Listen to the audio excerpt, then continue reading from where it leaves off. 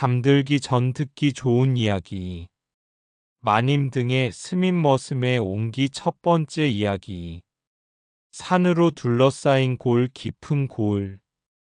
이른 봄 햇살이 들기 시작해도 마을엔 아직 겨울의 기운이 남아 있었다. 산등성이에서 내려오는 바람은 옷깃을 파고들었고 대청 끝에 걸터앉은 풍산댁 마님은 무릎을 감싼 채 몸을 움츠렸다. 마님은 쉰을 간 넘긴 나이였다.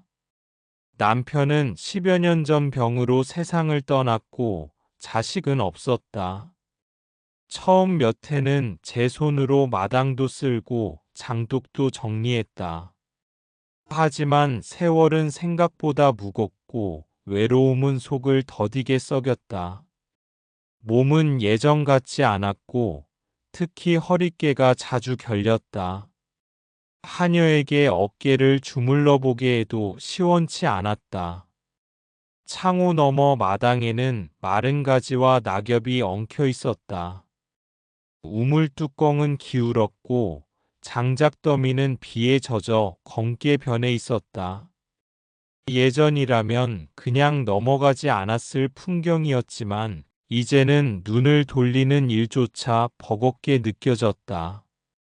마님은 이윽고 결심했다. 사람을 하나 들여야겠구나. 하녀 초옥을 불러 읍내에 내려가 머슴 하나 구해오라고 시켰다. 초옥은 고개를 끄덕이고 내려갔다. 마님은 대청에 앉아 볕을 쬐며 등을 기대고 앉았다. 햇살이 살결을 스쳤지만 속은 여전히 싸늘했다. 하루가 지나고 또 하루. 머슴은 쉽게 구해지지 않았다. 사람 구하는 일이 쉽지 않을 터였다. 그러던 이튿날 아침, 마당으로 낯선 사내 하나가 들어섰다. 비에 젖은 집신, 흙이 묻은 못이 저고리. 키는 크고 어깨는 넓었으며 몸집이 탄탄했다. 그는 두 손을 모아 정중히 절을 올렸다. 머슴살이 하러 왔습니다. 말은 짧았지만 목소리는 단단했고 눈빛은 맑았다. 마님은 마루 끝에서 그 사내를 한참 바라보았다.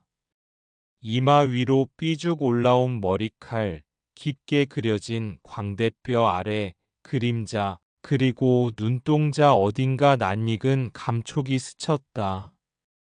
기억은 불분명했지만 묘하게 가슴 언저리가 저릿했다. 하지만 그녀는 이에 대해 아무 말도 하지 않았다. 그러도록 해라. 그는 잠시 고개를 든 뒤 다시 깊이 숙였다. 입술은 굳게 다물어 있었고 그 표정에는 묘한 긴장감이 섞여 있었다. 사내의 이름은 장수였다.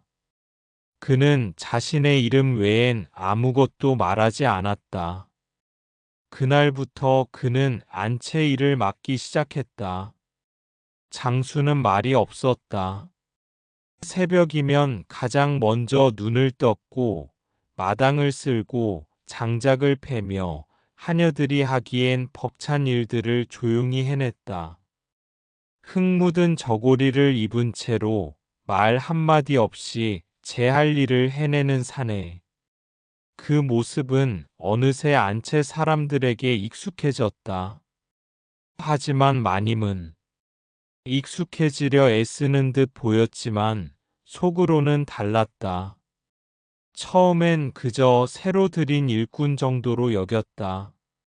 그의 손재주나 몸놀림에 만족하며 쓸만한 사내구나 라며 마음속으로만 중얼거렸다.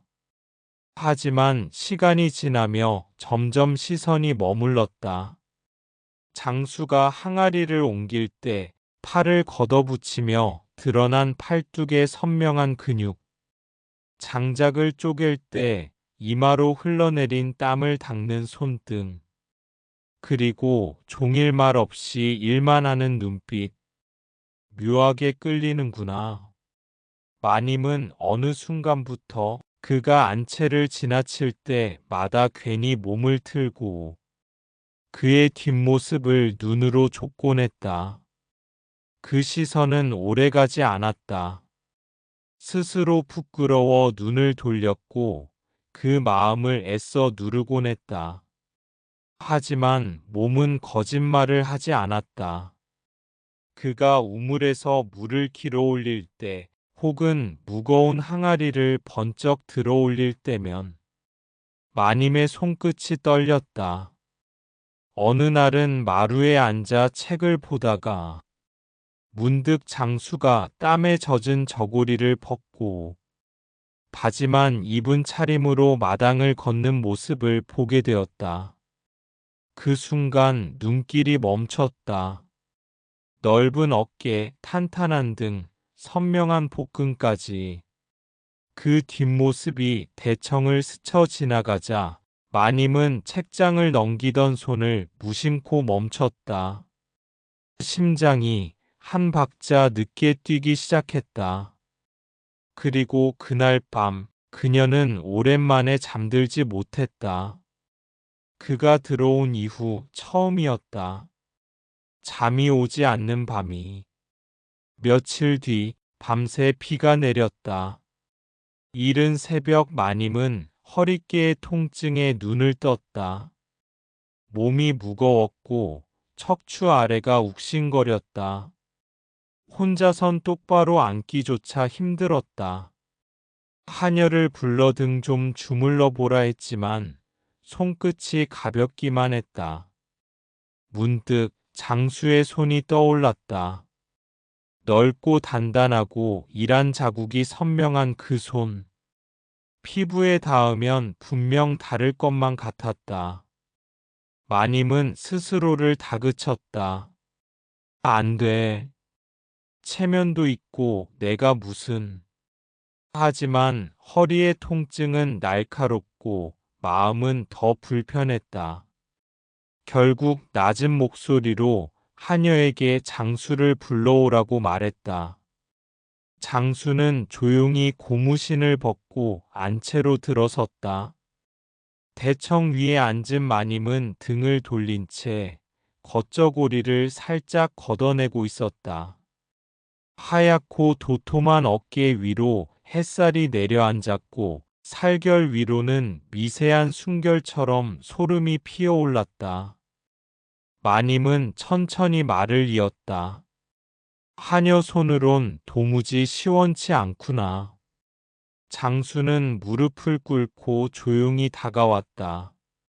그는 입을 열지 않았지만 눈빛은 흔들렸다. 조심스럽게 손을 비빈 후 두 손을 마님의 등에 살짝 얹었다.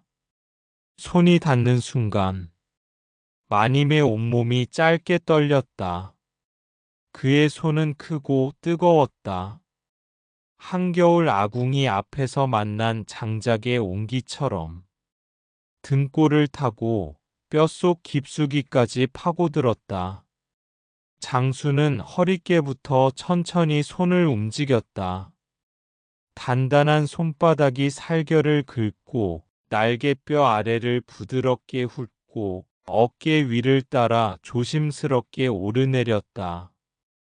마님은 숨을 억눌렀다. 입술이 마르고 심장이 자꾸 빨리 뛰었다. 눈을 감아도 손끝의 감촉은 더욱 또렷했다. 그의 손길은 등이라는 작은 공간에서 마치 과거와 현재, 감정과 욕망을 모두 천천히 어루만지고 있었다. 마님은 스스로를 탓했다. 이건 등 긁는 것일 뿐이야.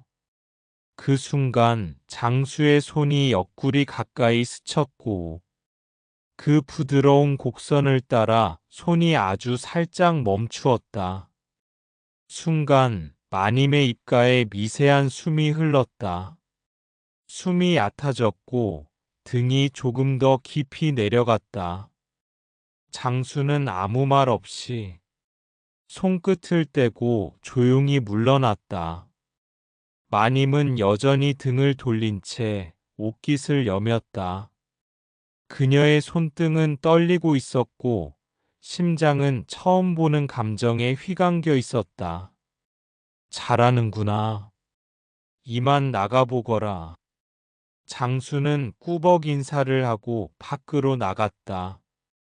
마님은 하루 종일 장수 생각만 하고 있었다. 그날 밤도 역시 마님은 쉽게 잠들지 못했다.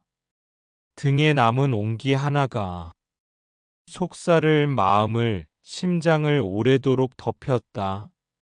그리고 장수는 그날 저녁 처음으로 안채의 등불이 흔들리는 걸 한참을 바라보았다. 말없이, 아무 말 없이, 그저 오래도록